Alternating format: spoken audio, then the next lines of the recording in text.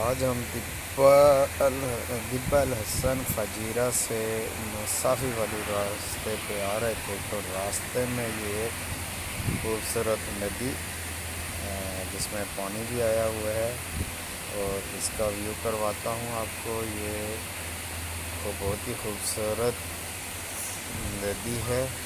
देखें कितने अच्छा रवानी से पानी इसमें जा रहा है और ये देखें बहुत ही खूबसूरत जगह है। इसकी लोकेशन आ रही है मुसाफी से दिब्बा अल हसन की तरफ जाते हुए रास्ते में है ये जगह। तो ये नदी रास्ते में आती है और इसका बहुत ही मज़ेदार व्यू है। ये देखें हम दोस्तों, बहुत ही नाइस व्यू। इस तरह मेरी वीडियोस आपको अब मिलती रहेंगी। इसके लिए आप मेरे चैनल को सब्सक्राइब भी करें और साथ में बेल आइकन का बटन भी दबाएं ताकि मेरी आने वाली वीडियो से आप मुस्तफ़ीद होते रहें।